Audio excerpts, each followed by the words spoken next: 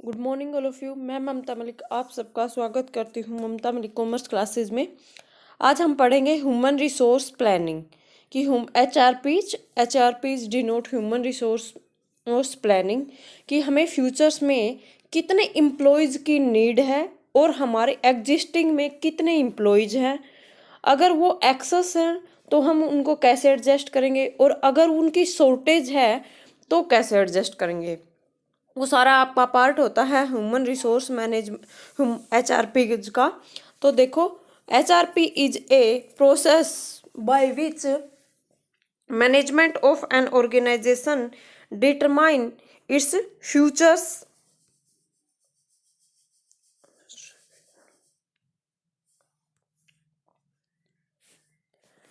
क्या है? HRP is a process by which management of an organisation determine the future human resources requirement. In futures में हमें कितने employees की need है and how the existing employees resources can be effectively utilised fulfil the requirement. जो हमारे futures में हमें जितने एम्प्लॉयज की नीड है, क्या हमारे एग्जिस्टिंग एम्प्लॉयज उस नीड को सेटिस्फाइड कर पाएंगे। उन सब चीज़ों के प्रोसेस को एनालाइज करना या फिर उसके लिए जो जो हम प्लानिंग कर रहे हैं उसको हम बोलते हैं आपका एचआरपीज। तो इसके लिए सबसे पहले भाई अकॉर्डिंग टू विक्सटॉम on human resource planning consist करता है क्या क्या सीरीज हैं जो इसके अंदर हम जो हैं वो चेकआउट करते हैं।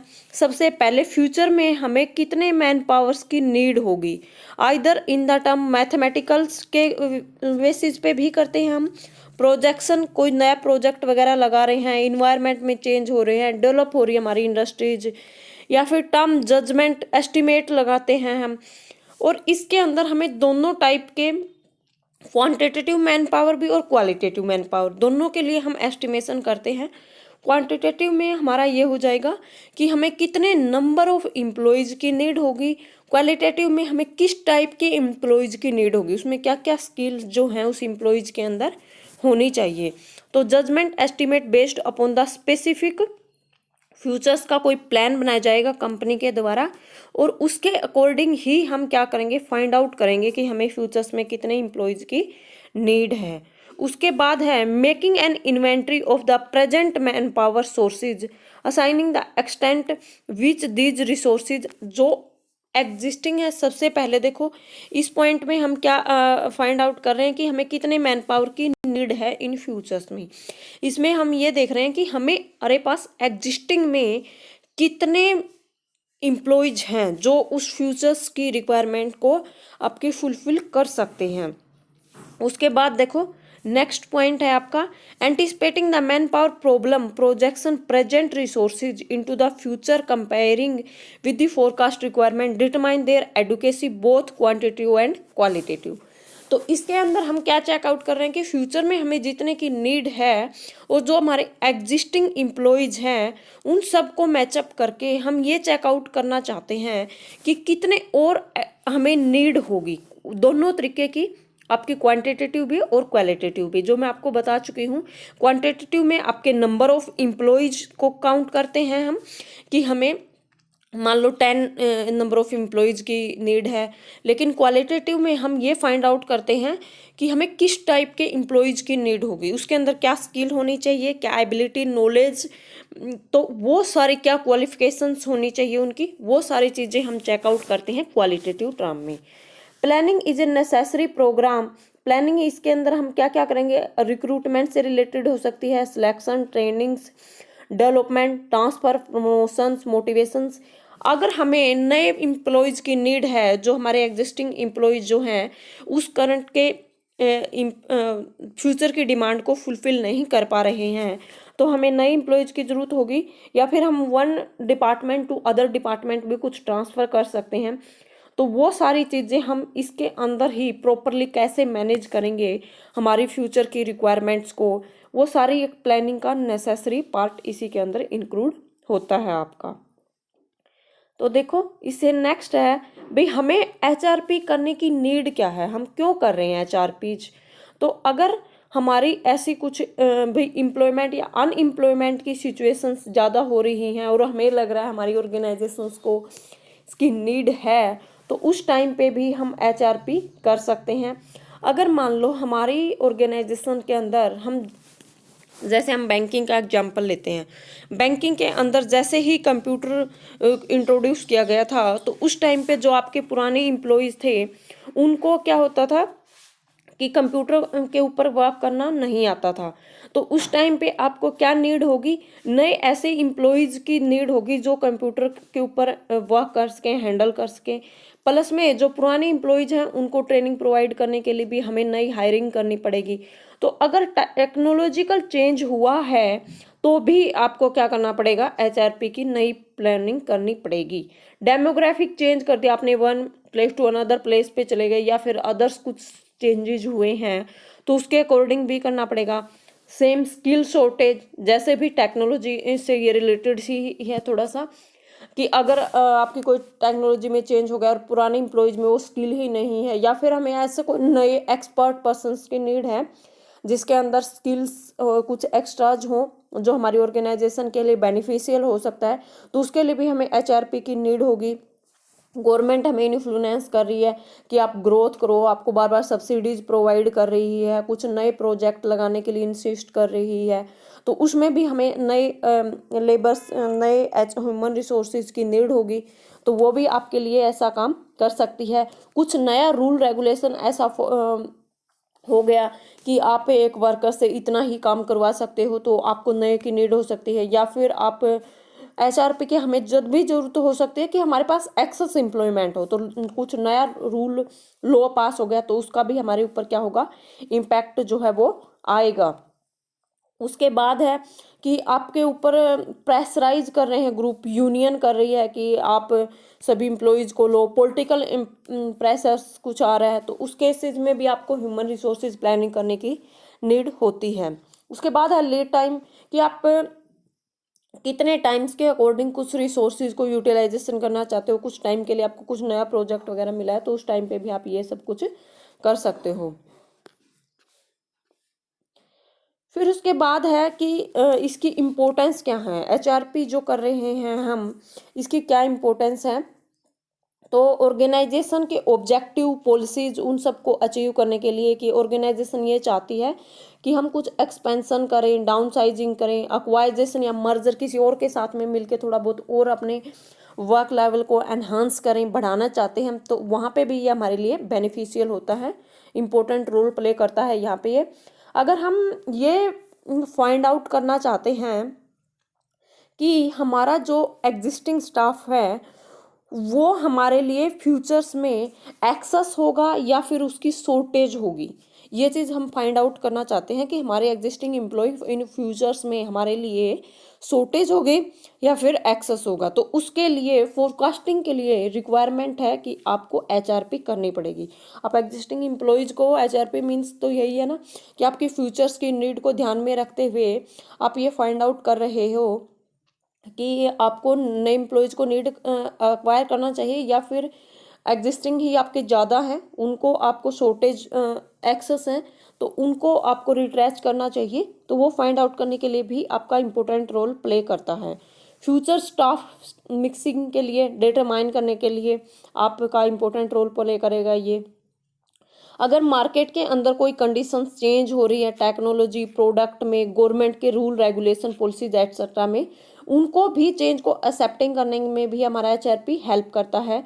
अगर आप सक्सेशन प्लानिंग, मैं थोड़ा सा पहले आपको सक्सेशन प्लानिंग बता दूं कि ये क्या होता है, उसके बाद मैं इसको प्ले करते हैं। देखो, अगर मान लो हमारी ऑर्गेनाइजेशन के अंदर एक की जॉब है जो बहुत ही एक ऐसी जॉब है जो कि बहुत ही इम्पोर्टेंट है, और उस जॉब के ऊपर कोई पर्सन है जो कि काम कर रहा है, और वो पर्सन्स हायर लेवल की जॉब के लिए हम ये करते हैं मोस्टली, तो और वो एक टाइम पीरियड के बाद में रिटायर हो जाएगा, लेकिन हमें उस पोस्ट की तो उसके बाद रिटायरमेंट के बाद भी नीड होगी।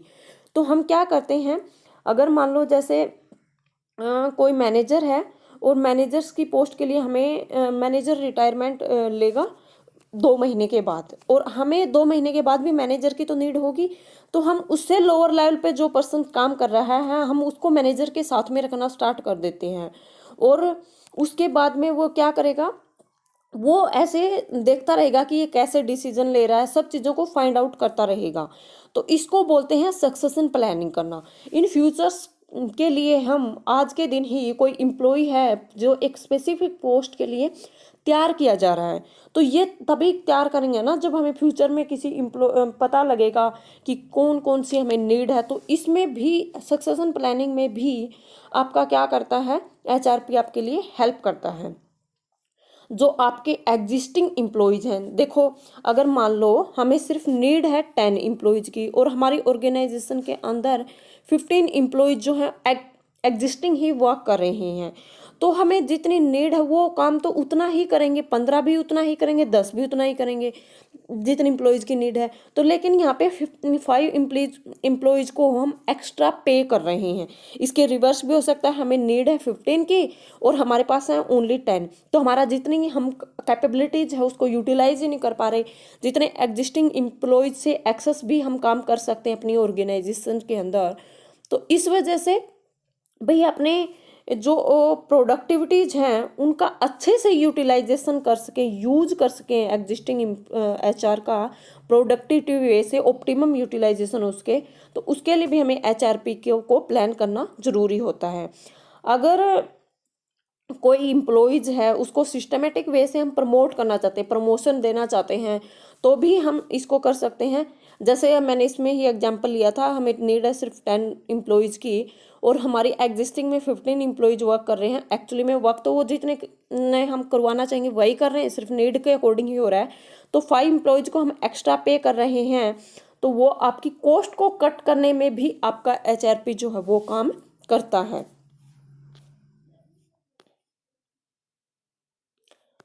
अब आपका आता है कि डिफरेंट डिफरेंट लेवल हैं जहाँ पर कि क्या होता है कि आपके एम्प्लॉय एचआरपी का लेवल है। जैसे सबसे हायर लेवल पे होता है कि आप कॉरपोरेट लेवल प्लानिंग कर सकते हो। इसके अंदर आप बोर्ड की पॉलिसीज़ को चेकआउट करोगे कि हमारी बोर्ड की पॉलिसीज़ कैसी हैं अलायंस एचआर ऑब्जेक्टिव को चेकआउट करोगे कि क्या ऑर्गेनाइजेशंस के ऑब्जेक्टिव क्या हैं, उसी के अकॉर्डिंग आप किसी बोर्ड ऑफ डायरेक्टर को अपॉइंट करोगे। बोर्ड ऑफ डायरेक्टर को अपॉइंट करने की क्या क्या पॉलिसीज़ हैं वो चीज़ें चेकआउट करोगे। तो ये सबसे कॉरपोरेट लेवल पे होगा। फिर बिजनेस लेवल प्लानिंग में क्या होगा, हम डिटरमाइन करेंगे कि रिक्रूटमेंट हमें कैसे करनी चाहिए, ले ऑफ स्ट्रेटजी हमारी क्या है, रिटेंशन स्ट्रेटजी क्या है, सिलेक्शन का प्रोसेस क्या होता है। देखो रिक्रूटमेंट में मीन्स हमें नए एम्प्लॉयज़ की नीड है, नए एम्प्लॉयज़ की नीड है, उसके लिए हम क्या कर रहे हैं भाई, मार्केट के अंदर प्रोसेस कर रहे हैं भाई, नए एम्प्लॉयज़ को ऑफर कर रहे हैं, पोटेंशियल एम्प्लॉयज़ को ऑफर कर रहे हैं कि आप हमारे ऑर्गेनाइजेशन के अंदर अप्लाई कर सकते हो। ले ऑफ में हम एग्जिस्टिंग एम्प्लॉयज़ को ही निकाल रहे हैं, हमारे एक्सेस हो रखे हैं एम्प्लॉयज़, उन सब चीज़ों में हो जाएगा। रिटेंशंस में जो एम्प्लॉयज़ कुछ ऐसे होते हैं जैसे टेम्परेरी लेवल के, उनको हम कॉल वगैरह कर रहे हैं, सिलेक्शन हम कैसे कर रहे हैं वो चीज़ें आ जाएंगी। भाई हमने रिक्रूटमेंट कर ली, उसके बाद में हमारा सिलेक्शन का क्या क्या प्रोसेस होता है वो सारी चीज़ें आ जाएंगी इसके अंदर। ऑपरेशनल लेवल प्लानिंग में हम क्या करेंगे, हमने यहाँ पे सिलेक्शन कर लिया है उन एम्प्लॉयज़ का, अब उनको किस किस वे से हम ट्रेनिंग एंड डेवलपमेंट की फैसिलिटीज़ प्रोवाइड कर सकते हैं, अपने एम्प्लॉयज़ के वेलफेयर्स के लिए हम क्या क्या काम कर सकते हैं।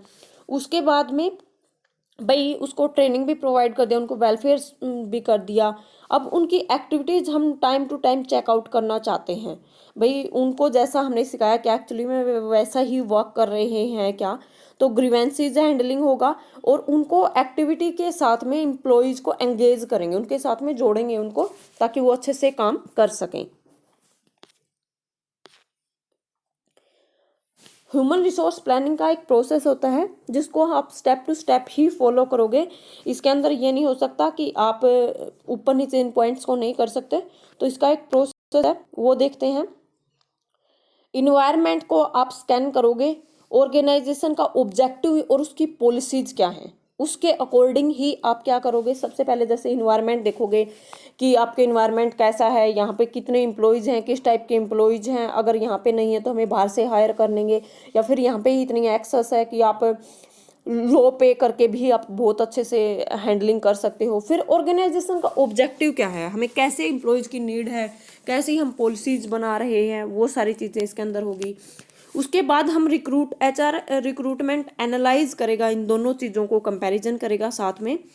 फिर हम ये चेकआउट करेंगे कि अगर हमें मान लो यहाँ पर हम क्या कर रहे हैं कि हमें नीड कितने एम्प्लॉयज़ की, मान लो हमें 10 एम्प्लॉयज़ की नीड है फॉर फ्यूचर और हमारे एग्जिस्टिंग एम्प्लॉयज़ हैं 8। दो सिचुएशंस लेते हैं हम।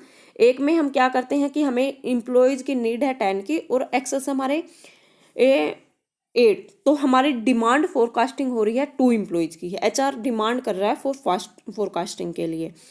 लेकिन अगर हमारे भाई ऐसा कुछ हो रहा है कि हमारे करंट ही एक्सेस है तो हमारी डिमांड नहीं होगी, तो उसके बाद में अगर हमारी डिमांड हो रही है तो हम क्या करेंगे, ये चीज़ चेकआउट करेंगे कि हमारी सप्लाई कहाँ कहाँ से हो सकती है। भाई ऑर्गेनाइजेशन के अंदर से ही कर सकते हैं उस पोस्ट के लिए, या फिर उस पोस्ट के लिए हम बाहर से रिक्रूटमेंट कर सकते हैं। उन चीज़ों को चेकआउट करेंगे। HR का प्रोग्रामिंग चेकआउट करेंगे, भाई कैसा प्रोग्राम है, उस प्रोग्राम को इम्प्लीमेंट करेंगे।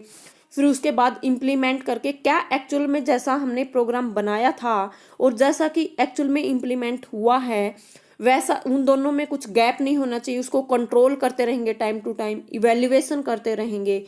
फिर उसके बाद में प्रोग्राम और इम्प्लीमेंटेशन के बाद हम चेकआउट करेंगे कि क्या कुछ सरप्लस हुआ है या फिर डिफिसिट हुआ है। जो मैंने वहाँ पे आपको बताया था कि अगर हमें नीड थी सिर्फ 10 एम्प्लॉयज़ की, 8 है, तो आपके लिए ये डिफिसिट रहा है। यहाँ पर आप नए एम्प्लॉयज़ को रिक्रूट करोगे और सिलेक्शन करोगे नए एम्प्लॉयज़ का। और अगर इसके रिवर्स हुआ, अगर 10 एम्प्लॉयज़ की जगह नीड है हमें और हमारे पास एग्जिस्टिंग में ही 12 एम्प्लॉयज़ हैं, तो हम क्या करेंगे, जो हमारे पास HR सरप्लस हो गया तो हम एग्जिस्टिंग एम्प्लॉयज़ को ही आपका रिट्रैचिंग करना स्टार्ट कर देंगे, उनको निकालना स्टार्ट कर देंगे। हम रिड्यूस्ड हार भी कर सकते हैं। इसके अंदर हम क्या करेंगे, जैसे हमें पहले है ना हमारे एक एम्प्लॉय से 10 आवर काम करवाते थे, अब 8 आवर कर देंगे। तो ये भी कर सकते हैं। वॉलंटरी रिटायरमेंट सप्लाई भी स्कीम भी दे सकते हैं उनको। आप उनको परमानेंटली भी निकाल सकते हो, ले ऑफ में वो आ जाएगा। देखो ये एक एग्जाम्पल ही दे रखा है। जैसे ना हमें सेल्स कैटेगरीज के अंदर हमें क्या चाहिए, करंट वर्क फोर्स है हमारे पास 100 एम्प्लॉयज़ की और हमें रिक्वायरमेंट है for our future within 1 year. हमें जो रिक्वायरमेंट होगी वो होगी, दो चीज़ें दे रखी हैं। रिक्वायरमेंट होगी 110 की और अवेलेबिलिटी है हमारे पास 71 की। तो इस केसेस में हमारे पास क्या हो जाएगा, जो आपके एग्जिस्टिंग एम्प्लॉयज़ हैं वो आपके लिए कम रहेंगे। तो इस वजह से हमें जो हमारी जो रिक्वायरमेंट है वो आपकी अवेलेबिलिटी से ज़्यादा है, तो ये शॉर्टेज का काम करेगी। ऐसे ही सेल्स मैनेजर्स, अगर इसके रिवर्स हो रहा है आपका, जैसे आपको सिर्फ रिक्वायरमेंट तो क्या है कि भाई आपको 15 की है इन फ्यूचर्स में और अवेलेबल आपके पास कितने होंगे, 20 होंगे, तो 7 आपके लिए सरप्लस रहेंगे। वो यही एग्जाम्पल है, कुछ शॉर्टेज के हैं आपके और कुछ आपके लिए ऐसे ही आप टोटल्स भी करोगे। फिर इन सब चीज़ों को आप कस्टमर सर्विसेज में आपकी रिक्वायरमेंट है आपको 250 की, एग्जिस्टिंग जो आपकी अवेलेबिलिटी है। देखो करंट वर्कफोर्स में और अवेलेबिलिटी वाले में ये डिफरेंस होता है कि आज के दिन तो हमारे पास ये हैं, लेकिन अवेलेबिलिटी में हम ये चीज़ दोनों चेकआउट कर लेंगे कि इनमें से कुछ एम्प्लॉयज ऐसे भी तो ना जो रिटायरमेंट होंगे, फॉर ए फ्यूचर्स के लिए भी हम चेकआउट कर रहे हैं ना, तो इनमें से कुछ छोड़ के भी जा सकते हैं। प्लस में हमने कुछ हो सकता है कि नए की ज्वाइनिंग वगैरह भी करवानी हो, तो इस वजह से जैसे यहाँ पे ये 15 है, यहाँ पे ये बढ़ गए, कुछ नए भी ज्वाइन कर सकते हैं। यहाँ पे ये 200 है, यहाँ पे ये कम हो गए, क्योंकि ये हो सकता है फ्यूचर में कुछ रिटायरमेंट हो रहे हो। तो वो सारी चीज़ें हम चेकआउट करेंगे साथ में। उसके बाद ये टोटल हो जाएगा। इन सब का सरप्लस वालों को हम इसके अंदर एडजस्ट कर लेंगे। तो नई नीड होगी हमें 145 पर्सन्स की, जो कि इन फ्यूचर्स के लिए हमें नीड है, जिनको हमें हायरिंग करना पड़ेगा। अब हम देखो ये चीज़ चेकआउट करते हैं कि आपका जो HRP का जो प्लान होता है, ह्यूमन रिसोर्सेज प्लानिंग जो होता है, उसको आपके कौन से ऐसे फैक्टर हैं जो कि अफेक्ट करते हैं। तो आपके कुछ एक्सटर्नल फैक्टर भी होंगे जो कि उसको अफेक्ट करेंगे और कुछ इंटरनल फैक्टर होंगे जो कि उसको आपको अफेक्ट करेंगे। सबसे पहले है, जैसे इसकी शॉर्ट ट्रिक बना रखी है एक्सटर्नल वाले की, पेस्टल होता है इसके अंदर क्या आएंगे आपके पॉलिटिकल फैक्टर भी, गवर्नमेंट आपको किस वे से इन्फ्लुएंस कर रही है कि आपको अगर इतना टर्नओवर है तो आपको इतनी एम्प्लॉयज को हायरिंग करना होगा, आप एक एम्प्लॉय से इतने टाइम ही काम करवा सकते हो, तो ऐसा कुछ है तो वो भी आपको अफेक्ट करेगा। इकोनॉमिकल फैक्टर, अगर आपके पास इतने अच्छे रिसोर्सेज ही नहीं है, आप ऐसे कुछ इन्वायरमेंट को फेसिस कर रहे हो, गवर्नमेंट इतना इकोनॉमी को बूम ही नहीं कर रही है कि हमारी ऑर्गेनाइजेशन अच्छे से काम कर पाए, बाहर के अंदर इतने ऑप्शंस ही नहीं है बूम करने के, ग्रोथ करने के, तो हम कितने एम्प्लॉयज़ को हायर करेंगे, तो वो भी आपको अफेक्ट करेगा। सोशली आप कहाँ पे रह रहे हो, वो सोसाइटी आपकी कैसी प्रोवाइड करी, वो भी अफेक्ट करेगा।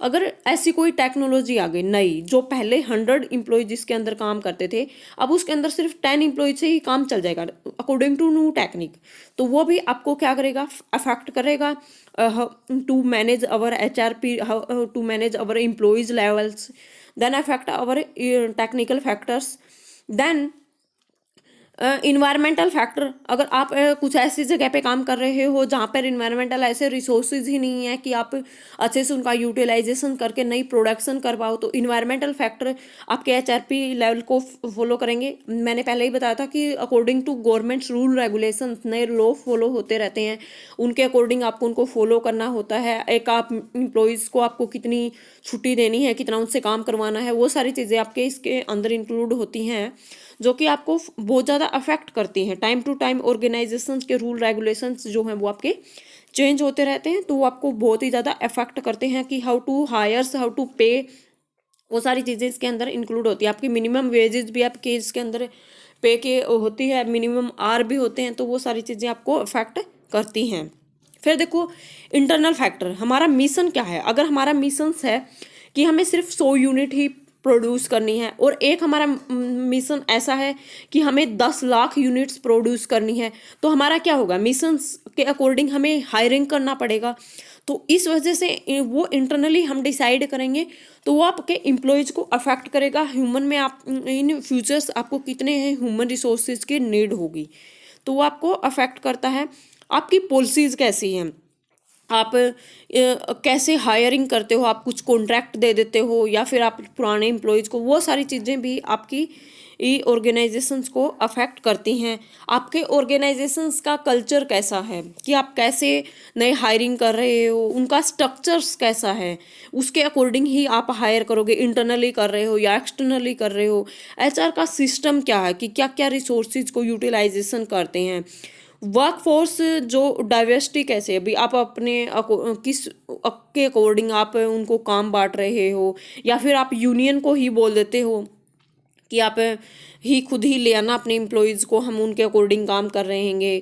भाई नई यूनियन नहीं चाहती कि ज़्यादा से ज़्यादा एम्प्लॉयज़ हों, वो कोई नई डिमांड कर रही है, तो उसके अकॉर्डिंग भी आपका फैक्टर जो होगा वो करता है, अफेक्ट करता है उसको। एम्प्लॉयज़ की क्या डिमांड है, जो हमारे एम्प्लॉयज़ हैं वो कितनी डिमांड करना चाहते हैं। एग्जिस्टिंग एम्प्लॉयज़ की अगर हम डिमांड्स फुलफिल नहीं कर पा रहे हैं, तो हम फ्यूचर्स को कैसे बर्डन बियर कर पाएंगे। तो इस वजह से एम्प्लॉयज़ की डिमांड को भी फाइंड आउट किया जाता है, उनकी एक्सपेक्टेशंस क्या रहेंगी, वो सारी चीज़ें भी आप इसके अंदर जो है वो फाइंड आउट कर सकते हैं। आज के लिए इतना ही, थैंक यू।